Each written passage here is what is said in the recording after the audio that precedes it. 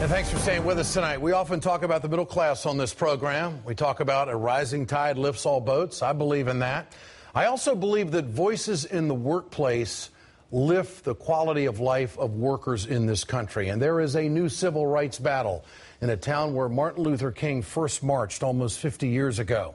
Some workers at this Nissan plant in Canton, Mississippi, they want to vote. They want to organize. Now a coalition of activist workers, students and clergy members have joined forces in the community to make sure that thousands of employees get a chance to be heard. Now, some of the workers say that the supervisors hold anti-union meetings.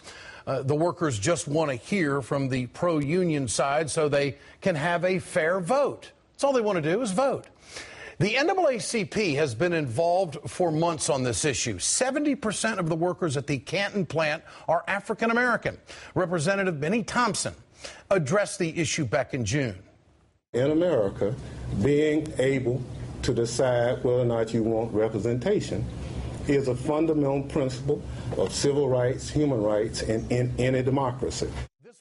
This week, those same civil rights organizers held another news conference. Of all places, they're serious. They went all the way to Detroit, the Detroit Auto Show. That's where they showed up when it got underway. Actor Danny Glover spoke.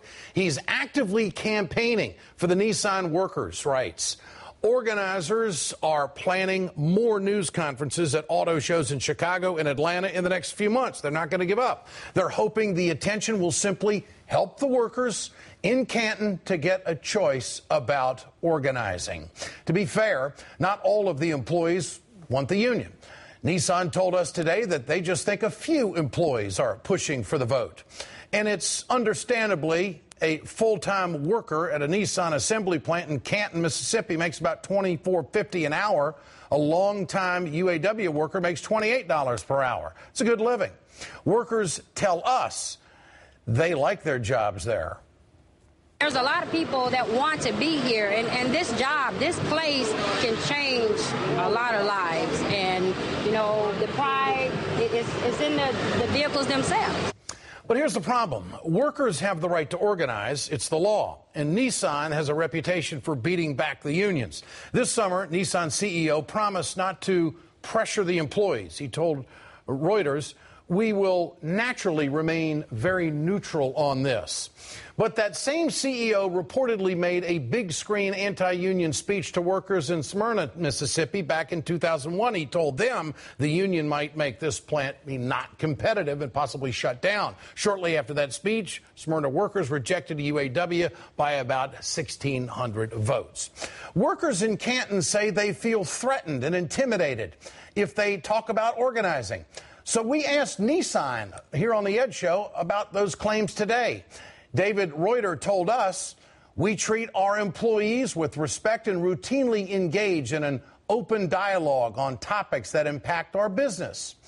But in the same conversation, Reuter also made this statement: "If you're pro-union, you're anti-Nissan."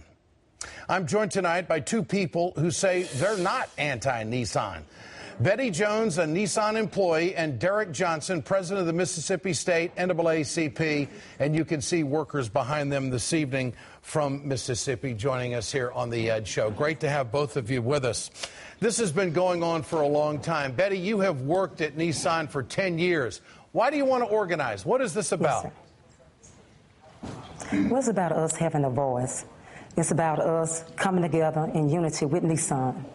We're not here to bash Nissan. We're here to join in unity with them and to let them know that we do have a voice and we have ideas to make this company a better company.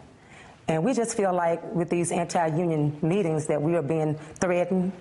People on the job want to have a voice and want to organize, but they feel like that if they do organize, they are going to lose their overtime, they're going to pay going to drop, and they want to, but just fear for their jobs. And I don't think that we should work in our jobs with fear.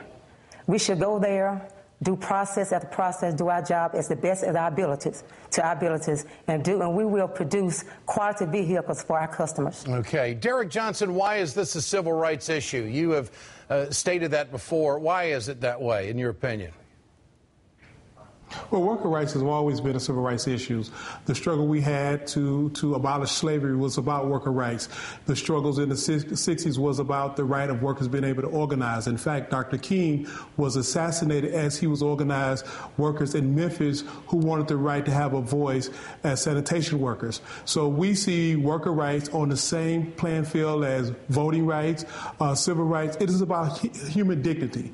And workers at Nissan should know when they go to work on a Monday morning, they should be able to predict whether or not they're going to work 3 hours that day or 12 hours a day, whether or not they're going to work 7 days a week or 5 days a week. How can workers be expected to raise a family, have a quality of life, if a company like Nissan don't respect them as human beings? Betty, are there health and safety issues on the job, in your opinion? Yes, it is. I mean, it's always room for improvement in every area in our job. I mean, yes, some areas are safe and some areas are not safe. But the point is that we have a voice in dealing with safety, pay, how to do our jobs better. And we feel like that our ideas do count. And Nissan make us feel that they don't. So we want to organize to go with them, in unity with them, to sit at the bargaining table, to make things better for us as a whole, us as a unity, because where there's unity, there is power and there is strength. And that's all we want, is for us to be heard. And we do that process each and every day. And it's about, we drive those vehicles. And we feel like that we should have the opportunity to sit with department managers and the plant managers, sit at the table and bargain with them, let them know our ideas and what is better a way to make the community better. And it's all about the community and us as family growing in Mississippi. And we in Mississippi do have a voice. What are the chances of you getting a vote? What are the chances, Betty, of you getting a vote in the workplace? I don't think it's a chance with Nissan concerned, but with us as a union that want to unionize, I believe it's a great opportunity for us, and we will get there. All right, because we will never stop. All right, Derek, what's the NAACP doing to help these workers? Well, we've joined with pastors from across the state. We've organized a committee. As we receive calls, we're working with workers with their concerns. We're showing the workers that we have support. We gather here tonight at Tougaloo College because we understand that workers need support. They are an important part of our community. They are parishioners in our church. They are members of the NAACP. They are human beings. And if workers in Brazil can organize who work for Nissan, if workers in Japan who are Nissan workers, if workers in South Africa at that Nissan plant are organized and able to collectively bargain, why shouldn't Mississippi workers be able to organize? I think it's unfair and unfathomable that a company from outside of the United States come to Mississippi and treat workers as un-American. It is unfortunate that we could sit here today in a state that has a long history of exploiting workers for cheap labor to allow an international company to exploit our workers. We will not stand for it. As clergy, we will not stand for it as NAACP, and we will stand with the workers. Okay, it's a story to follow, because I know that Danny Glover is involved in this as far as telling the global story about how other countries are treating workers, and yet it seems to be getting worse for workers in this country. All you want is your voices heard and an opportunity for a vote in the workplace. It's a story we'll follow. Betty Jones and Derek Johnson and all the folks down there in Canton, Mississippi, I really appreciate it. You got one more thing to say, Derek? And Ed, I want people to go to underneaththehood.org. The committee, we've set up a website so you can learn more about what's taking place, because workers in Mississippi, they are citizens of this country, they are humans, and they should be treated as such. Okay, thank you so much. Appreciate your time tonight. Thank you. Coming up, Hillary Clinton held her final town hall today, addressing rumors of a 2016 presidential bid and the future of women in leadership. I'll bring you those comments. Stay with us.